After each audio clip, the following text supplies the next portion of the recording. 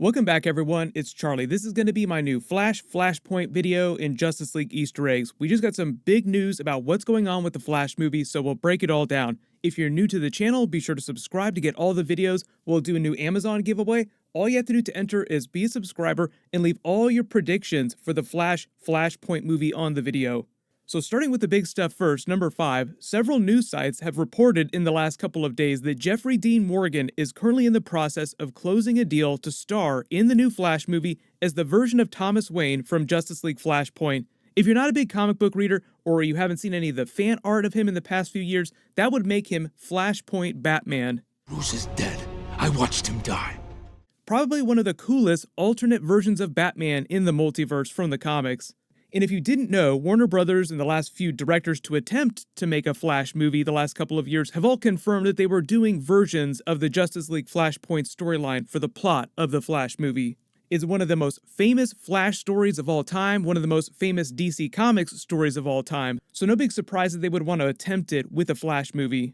But Batman in the Flashpoint timeline isn't Bruce Wayne because in that version of events, Bruce is the only one killed in Crime Alley by Joe Chill, and Thomas and Martha Wayne, his parents, were the ones who survived, and he gets his own version of a Batman origin story. Martha Wayne becomes the Flashpoint version of the Joker, being driven mad by Bruce's death. So Flashpoint is meant to be the darkest timeline outcome as a way to twist the metaphorical knife in the Flash's back for having dared to try and cheat fate by using time travel to try and save his mother from being killed by Reverse Flash.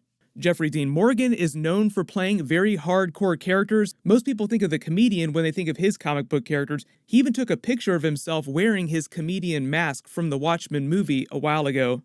There was a great Justice League Flashpoint animated movie DC did a long time ago that I'll reference throughout this video, along with Justice League Apocalypse War, because that movie also contained a second Flashpoint event, and there's some similarities in the Justice League Apocalypse War movie to the original plans that Zack Snyder had for his Justice League movies and sequels when they were still doing a trilogy. There was going to be a version of a Flashpoint in future Justice League sequels where they tried to alter the past to avoid Darkseid taking over the Earth. So number 4, there are a lot of questions about how this Flashpoint storyline in the Flash movie is using the Justice League movie and Batman's DCEU story because, as you all know, Jeffrey Dean Morgan played Thomas Wayne in Batman v Superman, Lauren Cohan played Martha Wayne, both actors from The Walking Dead coincidentally. They were only in that opening scene depicting the iconic Batman Crime Alley origin story. We all saw a version of that play out at the end of the Joker movie too recently. They do a version of this in pretty much every single new Batman franchise when they reboot with a new actor. Hopefully Matt Reeves finds a fresh way of addressing it in the Batman movie next year with Robert Pattinson, because I don't think we need to see this scene exactly like this again right after seeing it in the Joker movie. But if they're even thinking about using Jeffrey Dean Morgan's Thomas Wayne as Flashpoint Batman, the movie also has to address Ben Affleck's Batman in some way. The whole point in doing Flashpoint Batman is the payoff scene with Bruce Wayne Batman at the end, where he finally gets to read his father's message again after not having heard from him since his death when he was a child. Packs so much of a punch, it's such a huge payoff for the Batman character, so you can't just do Thomas Wayne Batman without having some kind of Bruce Wayne bookend at the end of the movie, but there hasn't been any recent talk of Ben Affleck having a cameo scene in the Flash movie, so hopefully they can get him to come back for a cameo scene. The only Batman stuff that we know that he's coming back for right now is just to do additional voiceover dialogue for the Justice League Snyder Cut that they're releasing next year. But that's very different from him doing a full-blown cameo scene in a future DC movie. Number 3, as for Lauren Cohan Joker, there hasn't been any talk of including her version of the character, and when the Flash movie producers said that they're doing a different version of the Justice League Flashpoint storyline, they were saying that it would be much smaller and self-contained than the original story. The original Flashpoint was a huge Justice League universe-spanning story featuring all of the Justice League characters, including Hal Jordan Green Lantern, as well as most of the other major DC comic book characters. DC Comics used the event to reboot their entire comic book universe to the New 52. The problem with doing that in the movies, as most people have realized, is that in order to do a comic book accurate version, you'd have to make it a full-blown Justice League sequel, and it would be less of a Flash movie at that point. It would cost $250 million, and right now, Warner Brothers is just way too scared to make a Justice League sequel right away. I've already done a couple videos about that. Patty Jenkins revealed that behind the scenes, their new movie strategy is all about just doing solo movies one at a time for the characters, smaller stuff building up to another Justice League way down the road, which I think is the right way to do it. So smaller Flashpoint just means that most of the alternate versions of the characters we'll probably see will be Flash-specific characters, with maybe a few bigger Justice League crossover characters. Thomas Wayne Batman would be one of those.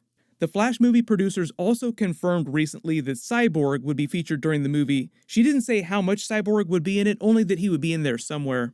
The Flash spends most of his time studying the Speed Force at Star Labs, doing research. Cyborg's father runs Star Labs in the DCEU, so it's a natural fit. Also, in that original version of Zack Snyder's Justice League sequels, in one of the movies, the Flash teams up with Cyborg to crack the science of time travel together using the Speed Force so that he can go back and warn Batman.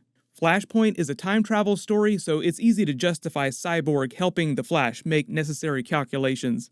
Number 2, the Justice League Snyder Cut that's coming out next year won't change a lot about what they're doing with the Flash movie. Andy Muschietti from the It movies is the one that's doing the Flash movie now. He pretty much has free reign to do what he wants with the character. He can include as much or as little of the Justice League Snyder Cut stuff as he wants. I haven't heard anything about him having conversations with Zack Snyder about his original vision for how the Flash character would develop through his Justice League sequels. The Snyder Cut is supposed to be over 4 hours long, so I'm assuming that even though they're not going to be doing the Justice League sequels, they'll at least address some of that Flash time travel scene from Batman v Superman in some of their conversations, even if they don't spend a lot of time dealing with that. So going into the Flash movie, he will have already time traveled at some point, but they'll have to have a funny way of explaining it because technically, based on the rules of time travel, this version of the Flash will not have experienced that yet. So because a lot of Flashpoint is based on mistakes that the Flash makes, I think that'll all just play into the movie. The ending of the Justice League Snyder Cut will be different from the theatrical cut, but for the most part, emotionally, the Flash will be in the same place. So going into the beginning of the events of the Flash movie, Barry's father is still in jail, framed for his mother's death by Reverse Flash. They haven't cast their Reverse Flash yet. I know everybody has a lot of fan casts. The actor who plays Homelander on The Boys would make a fantastic Reverse Flash. So I went back to Vogelbaum, and I managed to squeeze the truth out of him. The real truth. He's the main villain of Flashpoint, so it's a safe bet that they'll do him right out of the gate, but they haven't confirmed officially that they will do Reverse Flash. There was a version of the movie at one point that heavily featured the core Flash rogues led by Captain Cold. I don't know if they're going to be featured in the new movie, but it's a safe bet that they'll at least be referenced. And I'm assuming if the movie does well enough, they'll continue with Ezra Miller in the sequels. I know there's a lot of questions about him just because it's been pretty quiet recently, but as far as we know, he is still playing the Flash until told otherwise. The number one big question everyone has, what about changing Batman in the DCEU and how are they going to handle Batman in the next Justice League if they ever get around to making it? Most of what Matt Reeves has said the last year implies that he isn't really thinking about any kind of giant Justice League storyline or crossover or overarching universe-spanning storyline with his new Batman trilogy. He's just thinking about Batman characters in Gotham City. And it sounds like Warner Brothers doesn't have any concrete plan for how to handle Batman in the next Justice League movie or a real plan for another Justice League movie at all right now. They're just going to wait and see how the next round of movies goes, then they'll come back to the table and figure it out.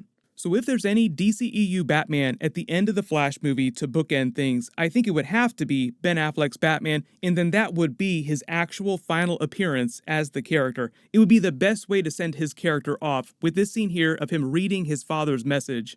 Now that doesn't solve the problem of explaining new Batman in the next Justice League, but that movie is probably at least 5 years away from getting made, so it's not really worth worrying about too much right now. But if we hear any more news about that, of course I'll do a video.